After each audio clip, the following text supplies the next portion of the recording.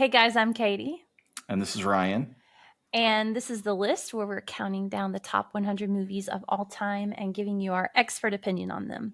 Last week we watched Yankee Doodle Dandy, and this week is North by Northwest by Alfred Hitchcock. Ryan, is this your first ever Alfred Hitchcock movie? No, it is not. No. It's probably my third.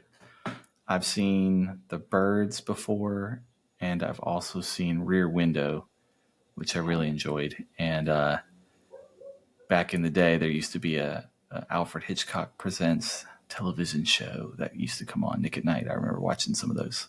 Yeah. Vibe-wise, do you feel like they're similar to the one we watched, Rear Window, or North by Northwest, or are the vibes different? Kind of. Yeah, Yeah. kind of. In some aspects, yes. Okay, great. Alfred Hitchcock definitely has a vibe, a It had a style feel to that's it for unique to sure. him. Mm-hmm. Yeah. All right. Do you want to summarize it for the listeners?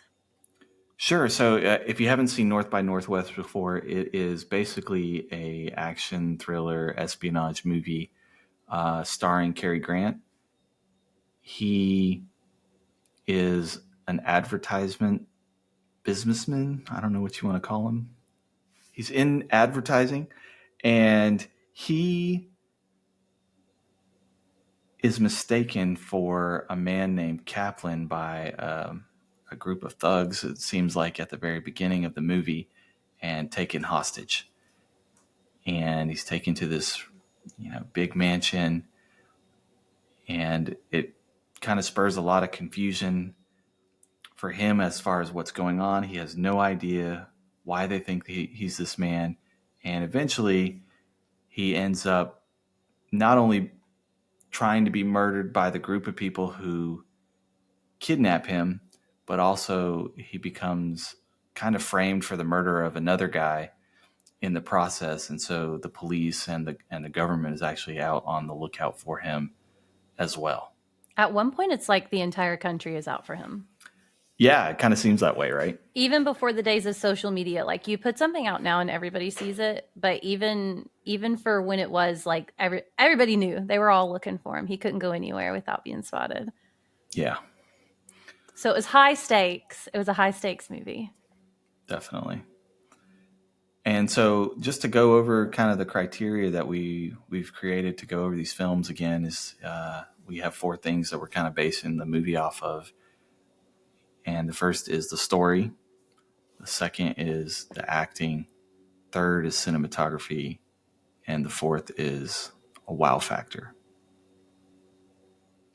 What are your thoughts, Katie, on the story? I'm curious.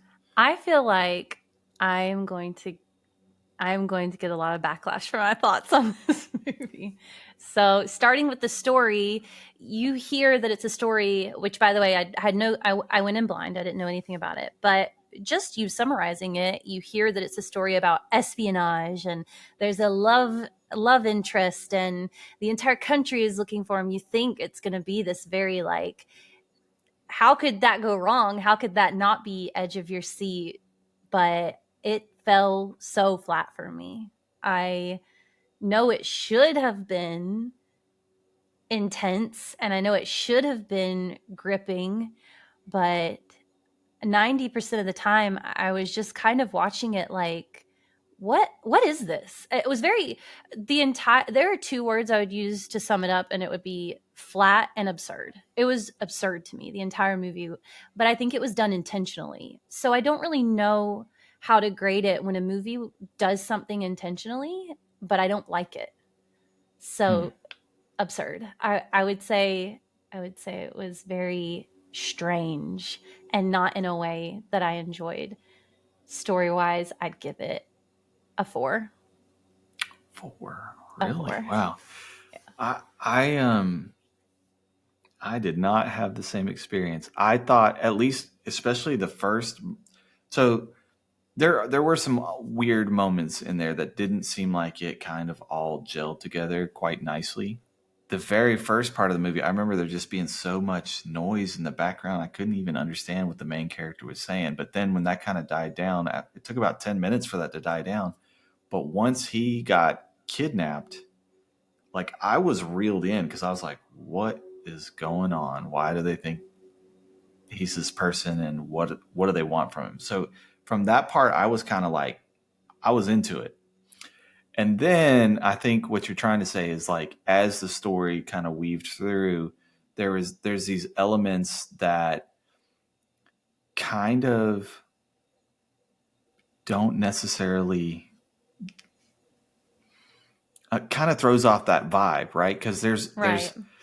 there's a lot of really funny scenes in it too, like kind of dark humor, but I could see how they could be pretty humorous to some people. Like the whole camera scene where he is escaping after they uh, pumped him full of alcohol and tried to make it look Yeah. like he got killed in a car wreck.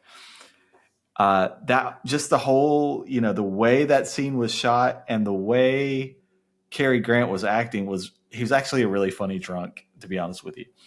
Uh, and so that, along with some of the other elements later on in the story, kind of, I don't know what the right word is, kind of incohesive. Yeah. It was kind of incohesive as far as that goes, and I think it was intentional, actually.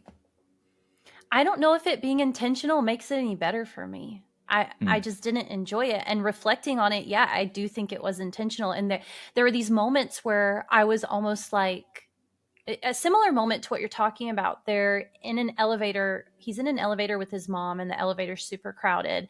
And the two people who had kidnapped him and tried to kill him run into the elevator with them. And it's just this shot of a very full elevator, and it's supposed to be very tense. You're being chased. These two people have caught you. What's going to happen next? And then the mom is like, "Are you trying to kill my son?" And then she starts laughing, and the entire elevator starts laughing. And I'm like, "Is this supposed to be funny? This is Mm. horrible. Like No, this that is what a terrible moment to have in life where like it just made me feel I was supposed to have maybe panic or dread, but the way it was done made me just confused isn't the right word, but it wasn't landing for me, I think is what it is. I think I could see what was supposed to happen, but none of it through the movie landed for me. It was always just kind of off. And maybe because it's a Hitchcock movie, you're supposed to feel that uneasiness. And I'm feeling it in a different way than I expected. I expected to feel uneasy about the storyline, but instead I'm feeling uneasy about how everything is happening. And it was just a weird experience mm. watching it, I guess. See, I to me, I thought there was moments where the tension built superbly. Elevator scene was awkward and kind of tense to me, but in a good way. Like I actually really liked that. And then the scene where he is, this iconic scene where he's in the middle of nowhere and the crop duster comes in and starts trying to kill him. I thought that built up suspense and tension really nicely. And then the final scene where they're in Mount Rushmore, I thought that was a pretty intense build up as well. But then there's moments where that it just completely clashes with that and kind of throws that tension out the window. Here's what I think my issue is, just thinking on it now here with you. I think my issue with the tension is that there's a line between tension and absurdity, and it just was too close to the line of absurdity to me too many times. I And I wasn't tense. I was just watching it going, what? Like and I think that's and part of the comedy yeah, aspect so like is it that's supposed to built be into funny there. though? I There think I were think it's a many little bit of moments. everything. There were many moments where I was like, this is funny, but not in a way that I felt as if I was supposed to be laughing, but I'm watching it thinking there's It's this a is different type of humor. It yeah, really is. that It's not that you don't really like see. I'm rolling on the floor laughing at Yeah. something. It's absurd. Yeah, it's Yeah. absurd. It's Lit absurd. It's absurd comedy I feel like I'm not allowed to say in that word parts. again because I've said it so many times. But if you asked me to define this movie, the word I would use would just be absurd, outlandish, maybe. Mm, But even outlandish doesn't seem to fit right.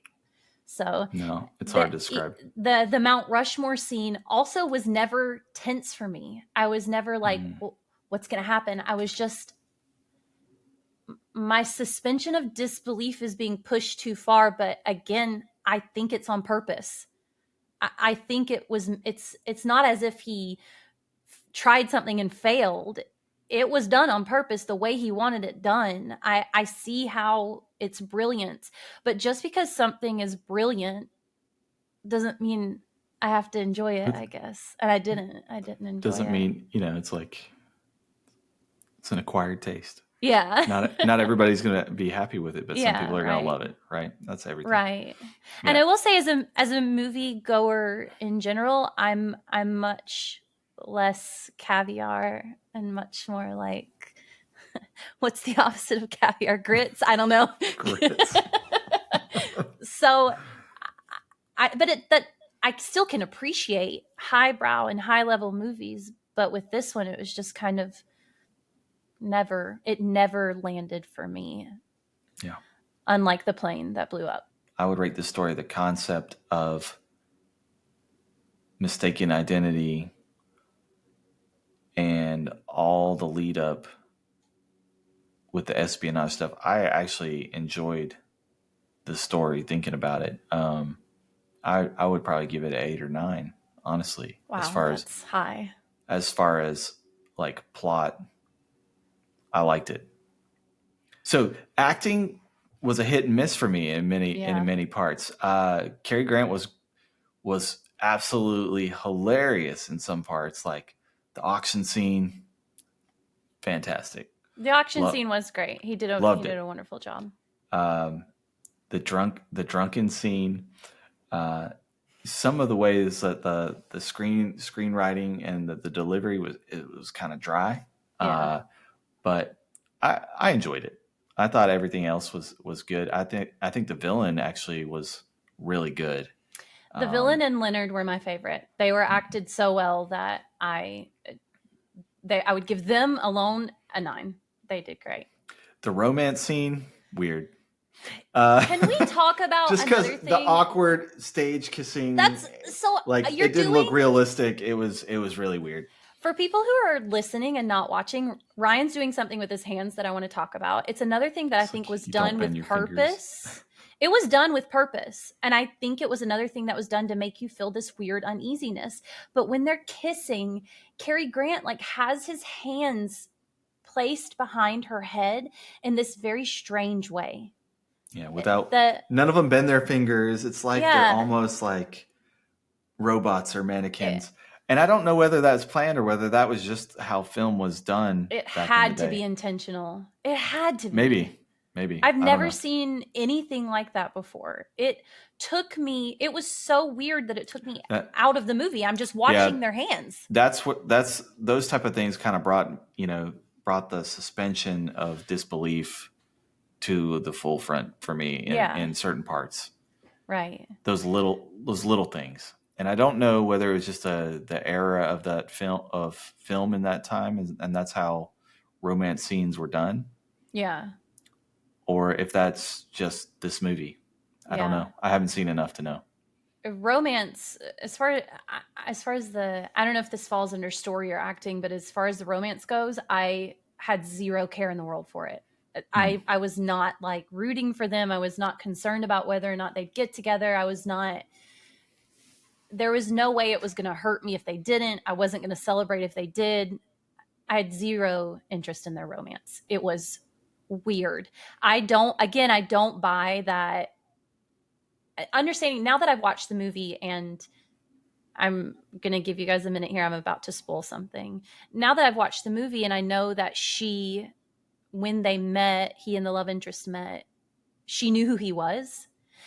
I understand it a little bit better. But when I'm watching the movie, it was just, why was she so eager to jump into a relationship 5 minutes after meeting a man that she learns is a murderer?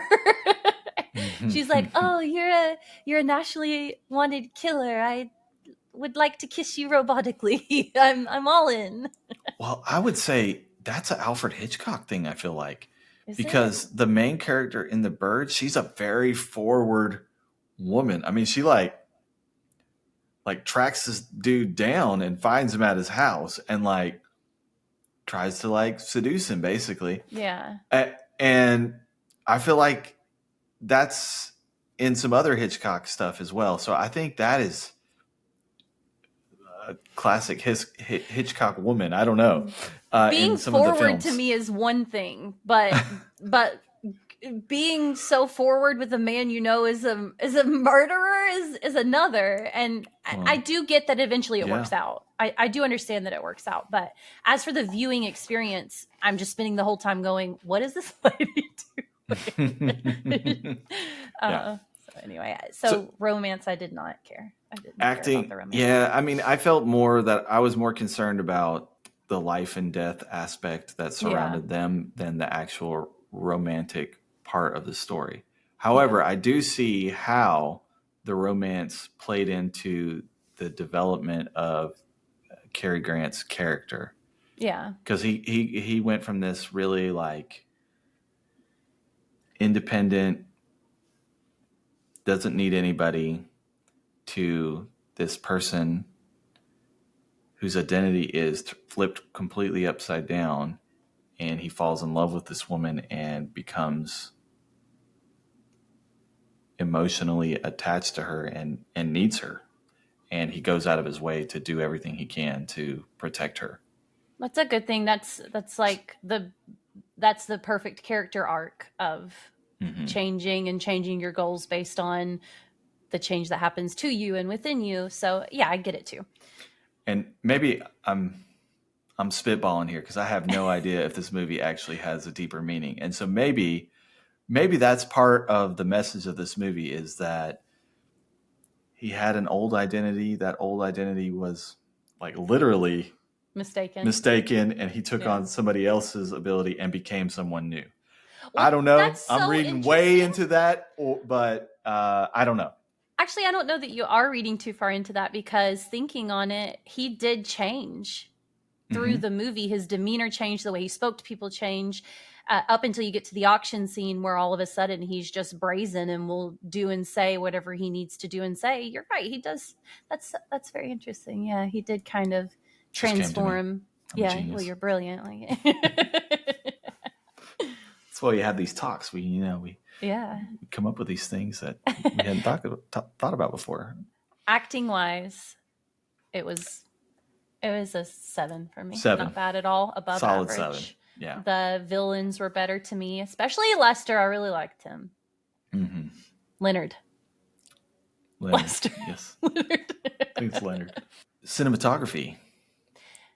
So to me, there are so many aspects that scream Alfred Hitchcock and that are cutting edge as far as movies of that time.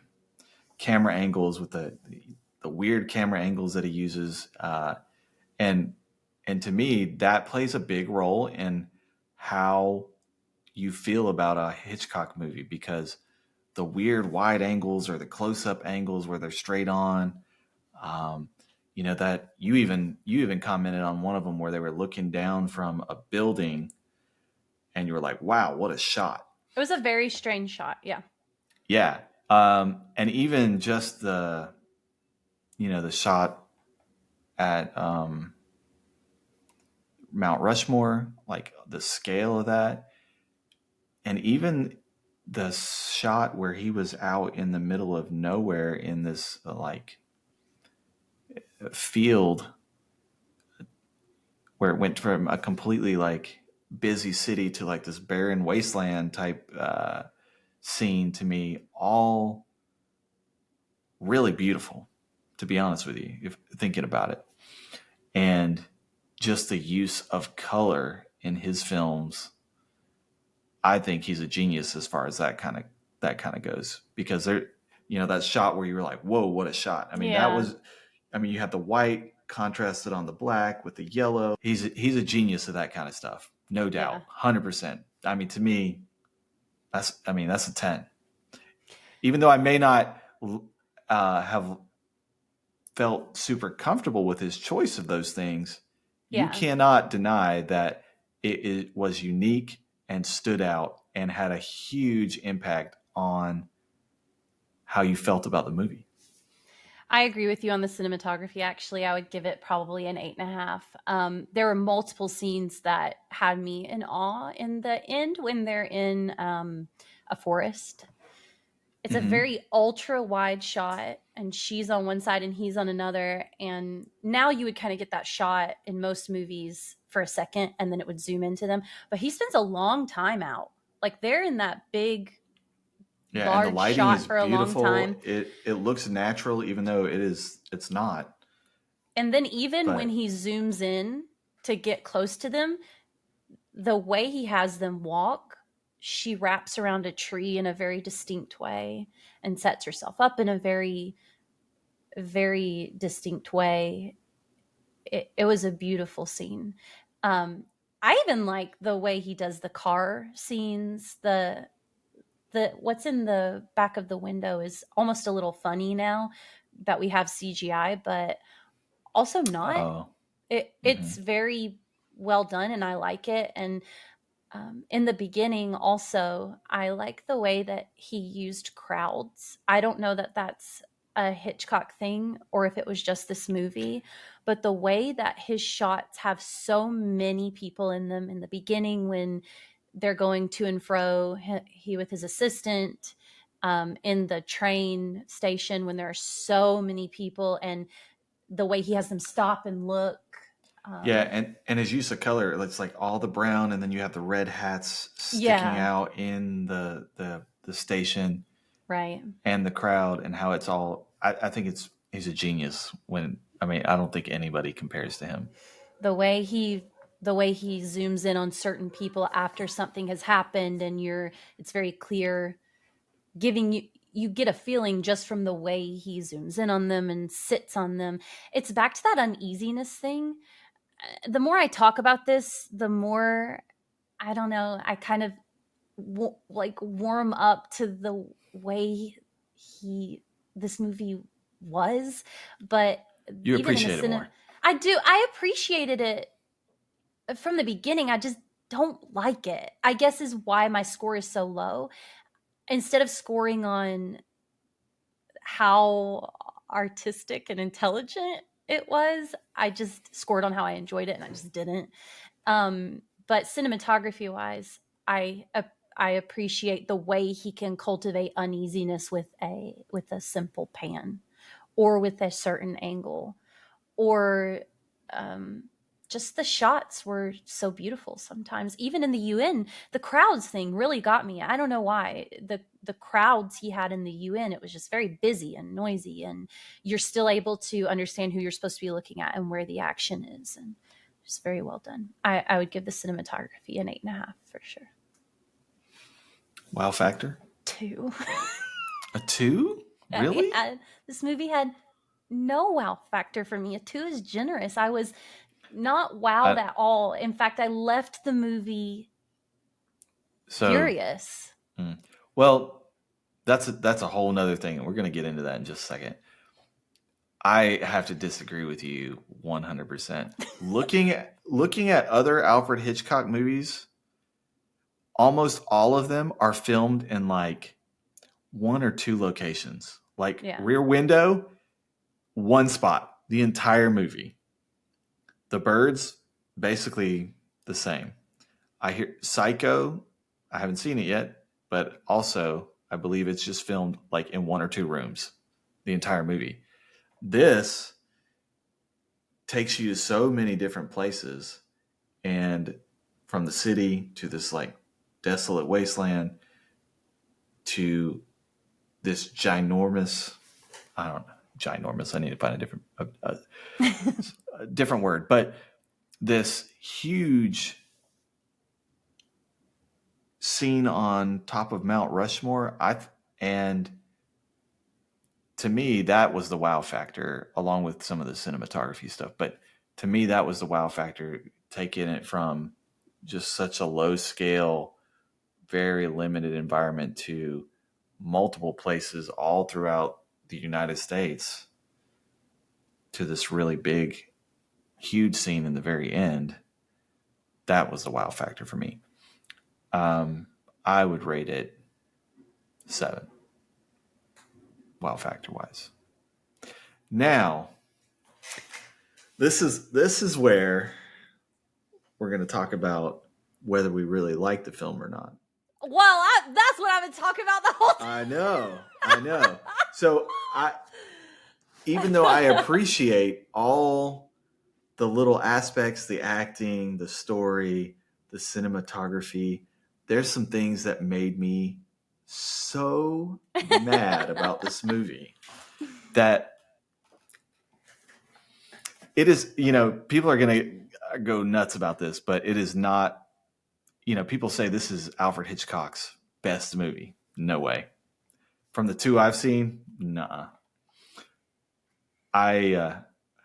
Especially the ending ticked me I'm off so mad. so it was like he thought all this stuff through, and then at the very end his budget ran out or something, and they're like, Yeah. let's end it.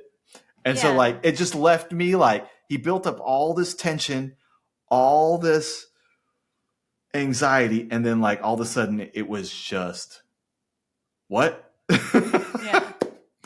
Yeah. Nothing infuriates me more than an ending where I don't know what happened. And you are going to like Well, we know what angrily, happened, but it just but went from but high you tension don't, to like, because I disagree, because I feel like you don't know what happened. Did they escape and they're fine, or is this like a dream? They died and oh, now they're in like Happyville in their dream. Like, I didn't think did it about really that. happen, or did they both die there and now they're in heaven or whatever? Or what happened? I don't like it. I don't like not knowing, and I think it. See, I didn't get that impression, but now that you say it, I can see how you could get that impression easily. And sure, that's a great movie making. Like, you want people talking about your ending. You want to create art that people are going to discuss and have these moments with where they're like, I didn't think about it. But as a viewer and a consumer, I'm like, don't ever do that to me. Tell me, You I've feel invested all unresolved. of this time. I've invested all of this with you, and I've been there through this whole movie, and you're not going to tie things up for me. And Mm. it was very frustrating to me to go, well, did they get off the mountain? What happened? How did they get down if they did? Did she, like, there's just too many strings left. And I'm going to say something that is going to make you angry, but I didn't like it in Interstellar either. I don't like movies that end making you question what reality was or what the ending was. And I hated it. I was mad. Interstellar. I don't know. Interstellar, where the ring is going. That's Inception. Inception. Yeah, Inception. There's a way to do it, Yeah. and there's a way not to do it. And I feel like the way that it was done was not the way to do it, because as a viewer, I felt robbed Yeah. of an unresolved. Yeah. And it put a really bitter taste in my mouth. Like, I remember us sitting there and going, what Yeah. the heck just happened? I said, let's go sit down and And record we our just review like, right and now. we just, I was so and we mad. just kind of like laughed at how Yeah. Absurd. absurd it was. So maybe it was intentional, and it just part of I the know absurdity. it was intentional. I'm certain it was intentional, and I hated it.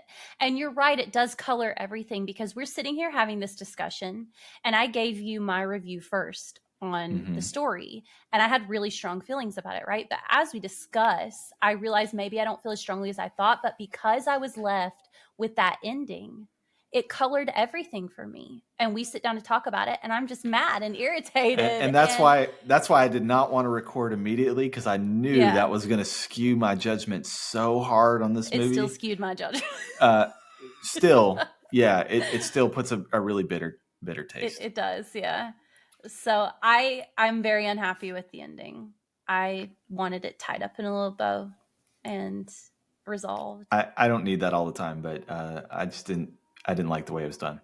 All right, so we're gonna rank it If you on our list, our tier list. Do you have yours? I want to say something before we even rank it on the Oh, tier okay. list. Let's hear I it. don't think it belongs on the top 100 at all.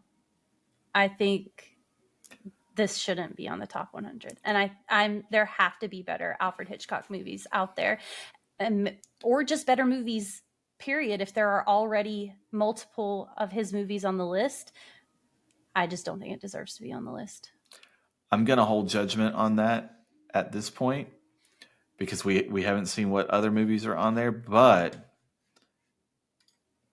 you may be right. I may agree with you. I'm Would gonna hold you judgment out on that.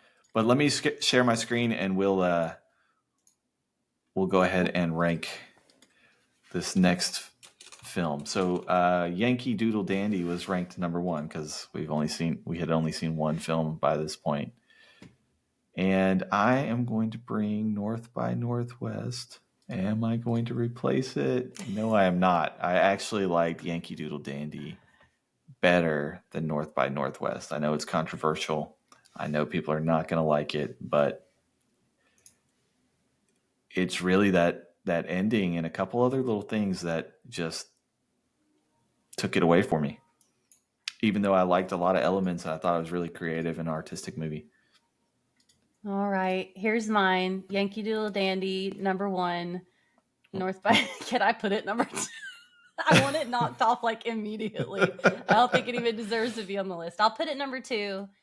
I do want to clarify that it's not number 2 because Yankee Doodle Dandy is so good. It's number 2 because I just didn't like it. So number 2 on my list, and it'll be off the top 10 ASAP. I think we're going to get a lot of flack about this, but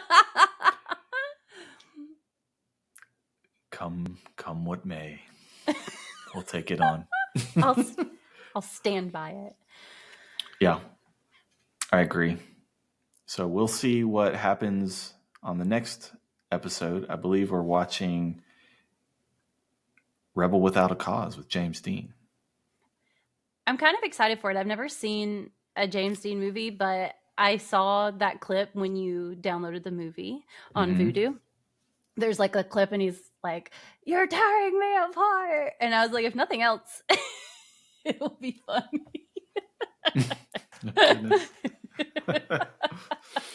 Yeah, I've never seen a James Dean movie either. So looking forward to seeing it. And let us know in the comments what you thought about Alfred Hitchcock's North by Northwest. Does it deserve to be on the top 100?